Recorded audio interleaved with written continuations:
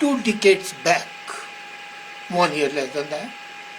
It was the month of June 1991, and something very surprising happened on this planet.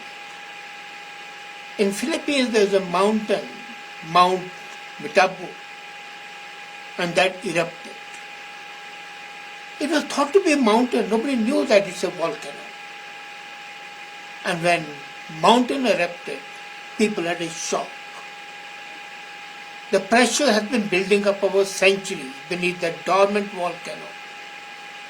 And that is the second largest eruption of volcanoes in the 20th century. Well, eruptions would be there, but this was so big. The white ash and the sulfates were coming out of the volcano, and they were going as high as 10 kilometers above the Earth's surface. Now you would say that this would cause a lot of climate change, a lot of heat would be there, a lot of pollution would be there. Yes, about 17 million tons of this volcanic material spread into lazy hills and covered much of the globe. 15 months passed and the scientists had this shock. It was that the particles cloud that had formed were a protective sunshade and they reflected a significant portion of the sun rays back into space. Thereby the average global temperature that year dropped by 0.6 degrees Celsius. And that raised a flame of curiosity in the minds of some scientists, and they started producing artificial clouds to reduce warming. Now what happens is that the earth cools after the volcanoes erupt, and that is because the brightened clouds are a sun shield. Nature has its own way of setting things right. And all those doom predictors should have been shocked that what they say, the end of the world, that climate change is going to be disastrous, is all nonsense. And now what the scientists are doing, and they have done is, that they say that the best thing would be not go for banning things, no carbon taxes. The jets can fly and color the clouds artificially. So that is something which would not affect the common life, which would not be a burden on the taxpayer. But even the commercial jets which are flying over there can spew out colors on the clouds which are beneath them. The tail of the jets, the smoky trail, can have that coloring material which will impart certain hue, certain color to those clouds. Those clouds would reflect back the sun rays, thereby keeping the earth cool. And if 17 million tons of the volcanic heat could result in a reduction of 0.6 degrees Celsius globally, you can well imagine that this artificial coloring, how useful it would be. So don't be afraid. The nature has its own way of setting things right, and we can mimic nature and do better things. Secondly, the biggest problem nowadays we are facing is the return of malaria. Half of the world's population today, almost 4 billion people, are at a risk of this mosquito-borne disease. But now, what happens is that the economies of the developing world can be boosted, millions of lives can be saved. How? They have developed a malaria vaccine, whereby the horrible disease, illness can be cured.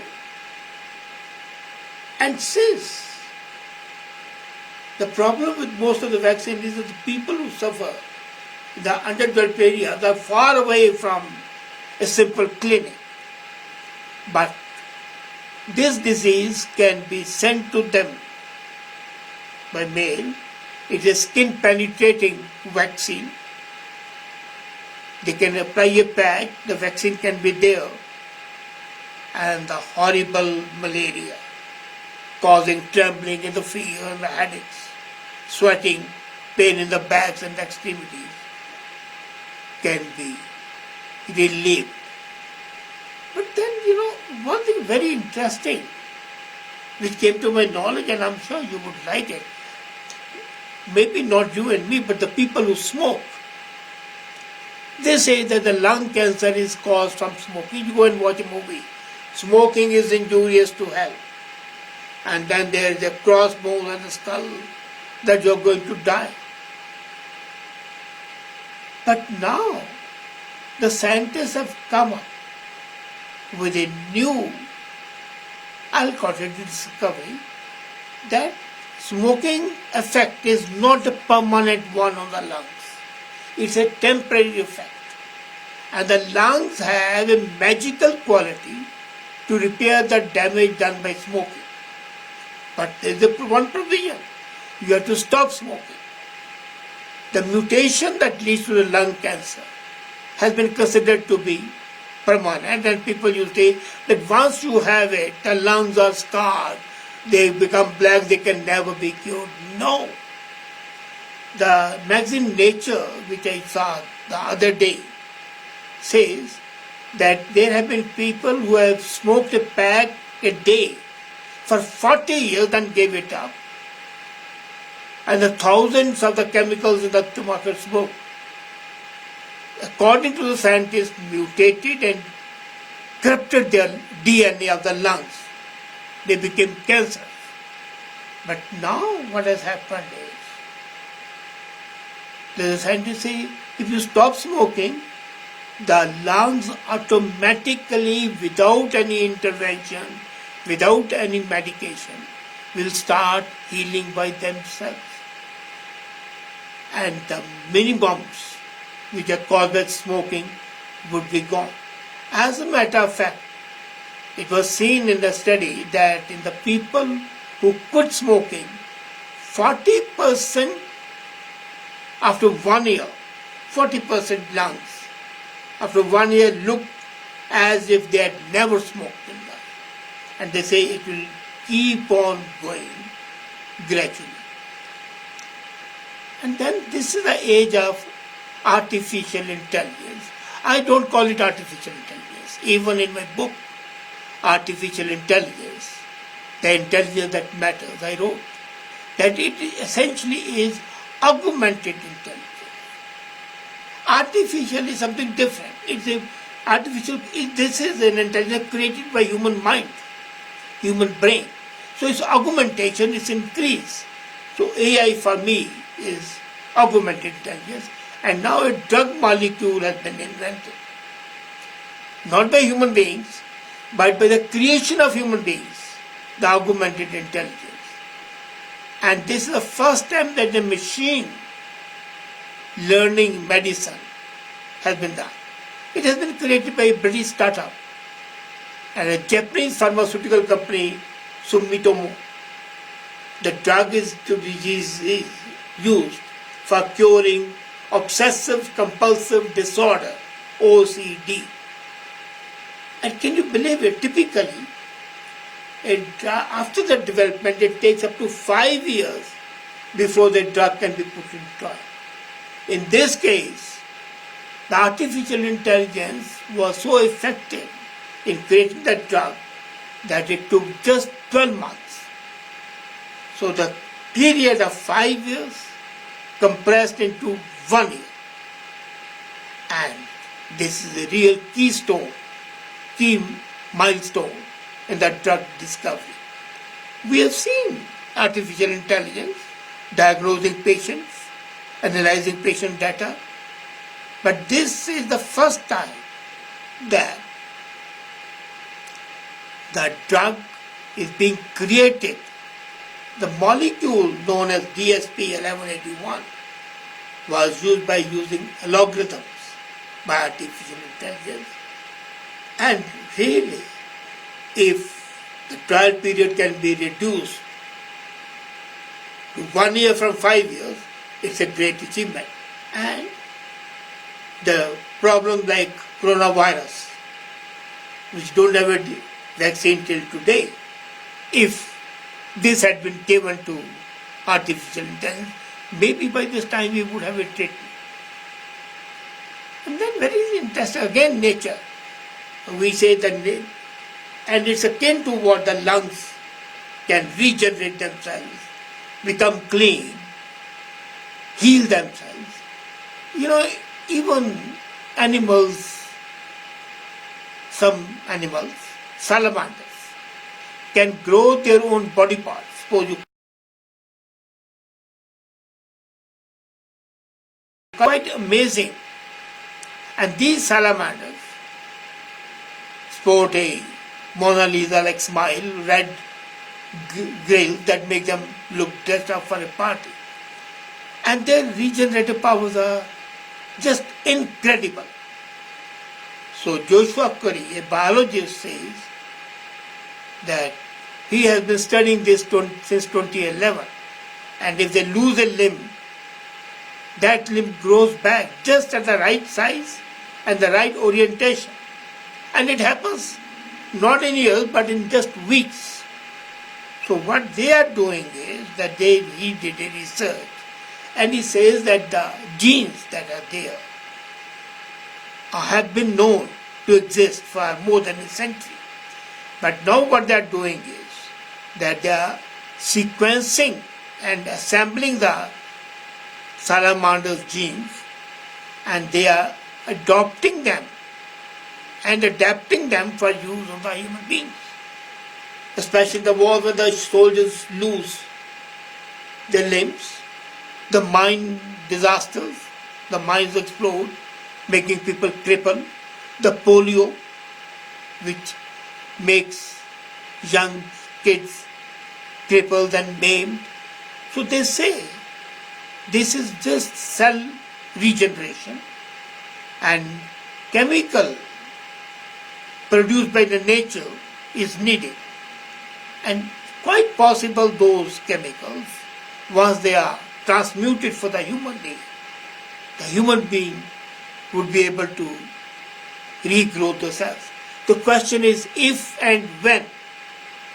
And according to the University of California development biologist, it can be a matter of time, and he has given himself and his team a time of 2 years before he will be able to develop a method how to create the genes of salamander into human beings. And if that is done, it will be a big achievement. And incidentally, we were talking of transplanting animals into human beings. But then, in the process of evolution, that happens automatically.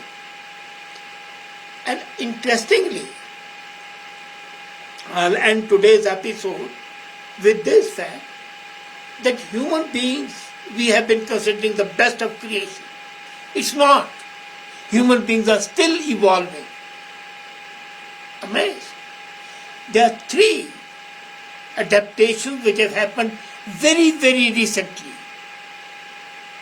And they show that human beings are not what they were a few hundred years back, a few thousand years back. What we eat, how we use our bodies, who we choose to have kids are just some of the factors that cause the human beings to change. Do you know with the cell phones used, there's a bone which will grow here on the neck, a new bone. And Homo sapiens have been around for 2 million years. Earth is 4.5 billion years. So adaptation has been there. And there are 3 examples I'll give you which shows that the humans are evolving. First, we are cooling down. Are you aware that the temperature used to be 98.5 or 4 degree Fahrenheit, 37.5 Celsius? That used to be considered the best temperature of the human body. And that 98.6 degree Fahrenheit, the normal human being today is not that. And they say that if you had less than that, you could have hypothermia. But that standard has come down. Now the average temperature, according to journal eLife, published last month, is 97.9 degrees. So half a degree less. Now what happens?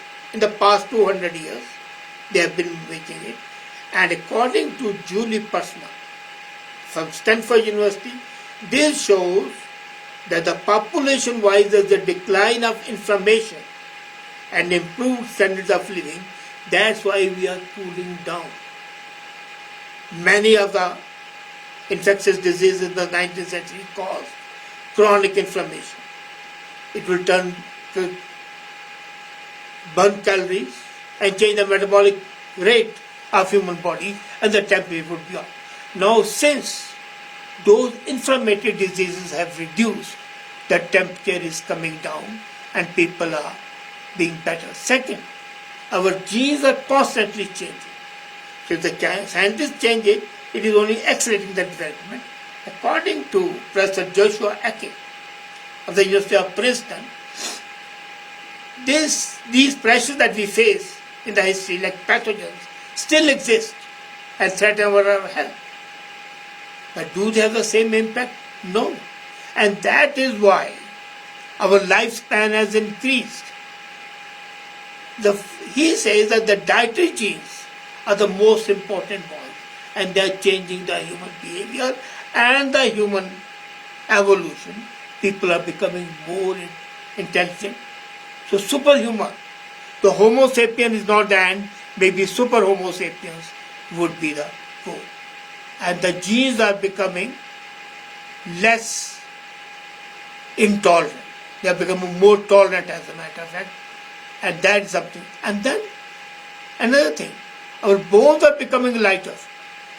Are you aware of that? There was a study done in 2015, and the bones, they say, started weakening about 12,000 years back. The bone tissue, the porous, spongy tissue found at the end of the long bone, like in your femur, the leg bone, has decreased in thickness and in volume. And why? Because we are no longer walking the way we used to walk. We are less nomadic. We are not hunting.